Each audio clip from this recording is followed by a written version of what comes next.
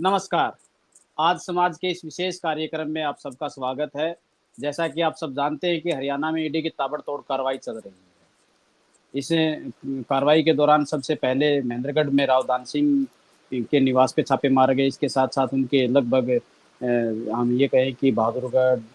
में, गुड़गाँव में या दूसरे स्थानों पे भी छापे मारे गए। इसके अलावा फिर दूसरी कार्रवाई सुरेंद्र पंवार जो विधायक हैं सोनीपत से के खिलाफ की गई। उनके यहाँ भी छापेमारी हुई। संजय छोकर के बेटे के यहाँ छापेमारी हुई है। तो कुल मिला के कहा जा सकता है कि ईडी ज़बरदस्त एक्शन में है। और इससे पहले भी यमुनानगर में दिलबाग सिंह जो कि अभय चौटाला के रिश्तेदार हैं, उनके घर भी छापेमारी हुई थी, उनकी गिरफ्तारी भी हुई थी। संजय छोकर के बेटे को भी गिरफ्तार किया गया है। कुल मिला के ये कहा जा सकता है कि ईडी ने जो अभी आज जो है बयान जारी किया उसमें कहा है दान सिंह के यहाँ से बहुत सारे बेनामी फ्लैट्स, इसके अलावा 100 लगभग 142 करोड़ की कैश उनके यहाँ से बरामद हुआ है। कुल मिला के जो इस सारा मामला है उसमें विपक्ष ये कह रहा है कि ये सब सत्ता से प्रेरित होकर के छापेमारी की जा रही है। वहीं सत्ता पक्ष ये कह रहा है कि ये जो कांग्रेस के समय में जो भ्रष्टाचार हुआ या दूसरी सरकारें थी उनके समय भ्रष्टाचार हुआ, उसके खिलाफ है कि ये अपने आप ही ईडी की मुहिम है और जो भ्रष्टाचार हुआ है उसको बेनकाब करने के लिए सारा अभियान ईडी खुद चला रही है। लेकिन इस चुनाव क्योंकि हरियाणा में चुनाव का समय, चुनाव नज़दीक है, अभी हम ये मान सकते हैं कि लगभग आप ये मानिए कि 3 माह का समय बाकी है और ऐसे में इस प्रकार की कार्रवाई होना लाज़मी है कि विपक्ष इस बात को कहेगा कि कहीं न कहीं ये सब विधानसभा चुनाव को देखते हुए इस प्रकार की कार्रवाई की जा रही है। वहीं दूसरी तरफ कुछ जो राजनीति के जानकार हैं, उनका ये भी मानना है कि जैसे ही अमित शाह यहाँ आए, उन्होंने कहा कि हुड्डा साहब से एक-एक पाई का हिसाब हम भी लेकर आए हैं और उसके बाद से ही राव दान सिंह के यहाँ पे छापेमारी की कार्रवाई हुई और सुरेंद्र पवार की यहाँ भी हुई या दूसरी जगह भी हुई। तो अमित शाह के जाते इस प्रकार की कार्रवाई जो हुई है, उसका भी बड़ा रिएक्शन आ रहा है। लोग दूसरी तरफ ये भी कहा जा रहा है कि भारतीय जनता पार्टी बीसी की बात करती है और यहाँ से जाते ही राव दान सिंह ने, क्योंकि वो कांग्रेस के प्रत्याशी भी थे और हुड्डा के खास है, उनके यहाँ पे छापा मारा, तो कहीं न कहीं अहिरवाल में इस बात का रिएक्शन भी हो सकता है कि ये सब राजनीति से प्रेरित होकर के किया जा रहा है। सोनीपत में भी इस प्रकार की बातें सामने आ रही हैं।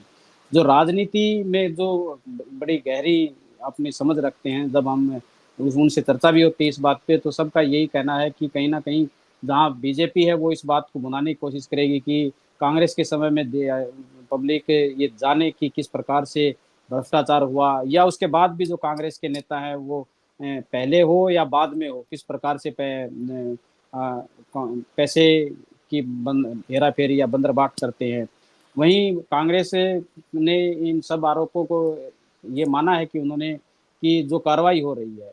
वो जब 2022 में राव दान सिंह के खिलाफ केस हुआ, तो उसके बाद से ईडी ने कोई ऐसा एक्शन नहीं लिया। लेकिन जैसे-जैसे चुनाव नज़दीक आए तो अब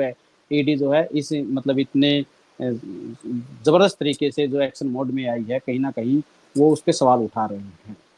दूसरी तरफ बात हम कही जाए अहिरवाल को लेके, जहाँ पहले इंद्रजीत भी कुछ ना कुछ नाराज़गी चल रही है उनकी, दूसरी तरफ से रावधान सिंह के ऊपर इस प्रकार की कार्रवाई हुई है, तो ये माना जा रहा है कि कहीं न कहीं अहिरवाल में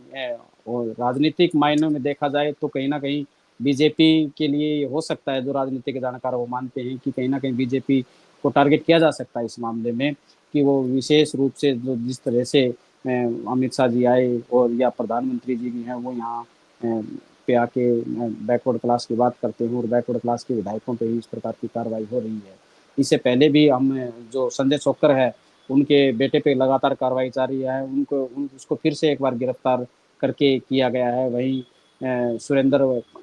पवार को भी, जो विधायक है सोनीपत से, उनको खनन के मामले में और खनन का जो उनका जो कनेक्शन है वो कहीं न कहीं वहीं अभय चौटाला के जो समधी हैं दिलबाग सिंह, उनसे जोड़ा है खनन के मामले में भी।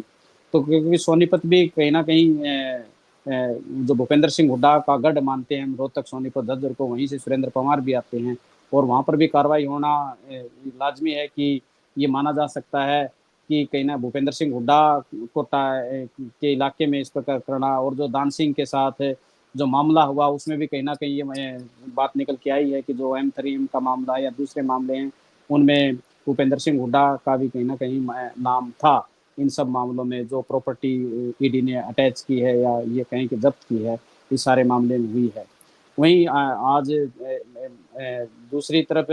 मंत्री असीम गोयल ने भी ये बात कही है कि जो ये सारी छापेमारी है, ये इसको ये कहना कि ये भारतीय जनता पार्टी चुनाव को देखते हुए कर रही है, ये सब ऐसा है नहीं, ये गलत बात है।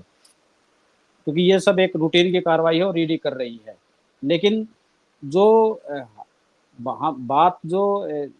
सोची जा सकती है वो ये है कि निश्चित तौर पे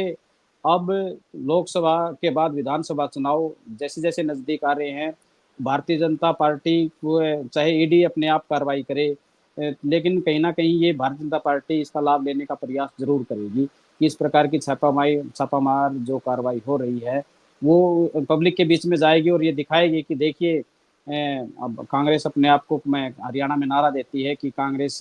हरियाणा मांगे हिसाब, लेकिन कांग्रेस या कांग्रेस के अपने नेता जो है ना वो हिसाब अपना दे नहीं रहे हैं, कितनी बेनामी संपत्ति उन्होंने इकट्ठी कर रखी है या दूसरी बातें हैं जो भी होती है राजनीति में, अमूमन चलता रहता है आरोप प्रत्यारोप का दौर। लेकिन ये निश्चित तौर से कांग्रेस जहाँ इस बात को सिंपैथी लेने का प्रयास करेगी इलेक्शन में कि ये सब राजनीति से प्रेरित होकर के ये इस प्रकार की छापामार कार्रवाई की जा रही है, वही भारतीय जनता पार्टी निश्चित तौर से ये दिखाने का प्रयास करेगी कि कांग्रेस के नेता आकंठ भ्रष्टाचार में डूबे हुए हैं। जहाँ तक दूसरी बात करें, इसके अलावा समय समय पर कांग्रेस ने दूसरे राज्यों में भी ये कहा है जहाँ भी कार्रवाई होती है कि ये सब जो कार्रवाई ईडी की कार्रवाई होती है इसमें कहीं ना कहीं राजनीति की घुसी हुई है, ईडी का दुरुपयोग किया जा रहा है, एजेंसियों का दुरुपयोग। दीपेंद्र हुड्डा ने भी इस बात को उन्होंने फिर से दोहराया है कि ये चुनाव के नज़दीक है पूरा मामला और इसीलिए भारतीय जनता पार्टी ईडी का दुरुपयोग कर रही है। लेकिन इन सब बातों से ऊपर उठ के ये बात कही जा सकती है कि जिस तरह से मान लीजिए कि 142 करोड़ रुपए का मिलना या जो लोन को लेके और उसका दुरुपयोग करना, हम ये मान सकते हैं बेनामी फ्लैट मिलना, तो ये कहीं ना कहीं ये दिखाता है कि निश्चित तौर से अगर ईडी की कार्रवाई, ईडी ने जो बयान दिया है या ईडी ने जो तथ्य पेश किए हैं उसको देख के ये माना जा सकता है कि वह कहीं ना कहीं कांग्रेस इस पूरे मामले में फंसती नजर आ सकती है। और दूसरी तरफ जो रोहतक की कार्रवाई माने हम या यमुनानगर की कार्रवाई माने, वहीं भूपेंद्र सिंह हुड्डा का जिस तरह से नाम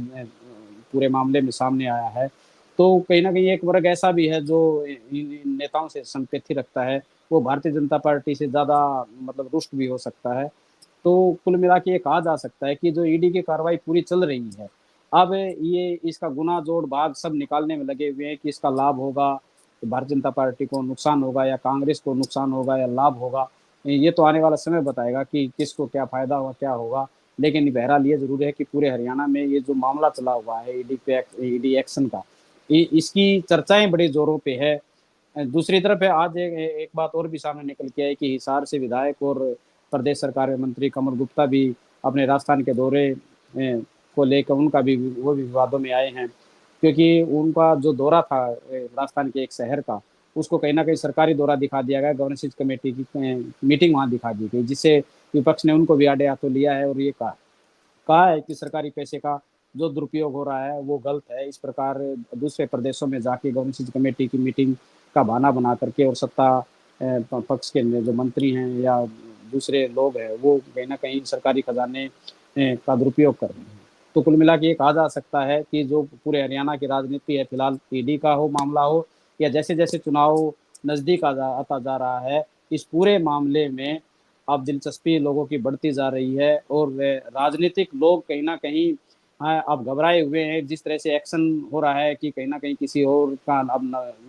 नंबर न लग जाए। तो कुल में ये आज जो बड़ी कार्रवाई हुई है, इसका ये हमने एक छोटा सा लेखा जोखा पेश किया है। हम आगे आपके सामने आएंगे, कुछ गेस्ट भी हम जोड़ेंगे इस मामले में जो इन बातों को लेके बड़ी गहराई से जिनका अपना एक नज़रिया भी बना हुआ है, वो जानते हैं नफ़ा उस नुकसान किसको कितना है, उनके हम विचार जानेंगे। अभी तक इतना ही, नमस्कार।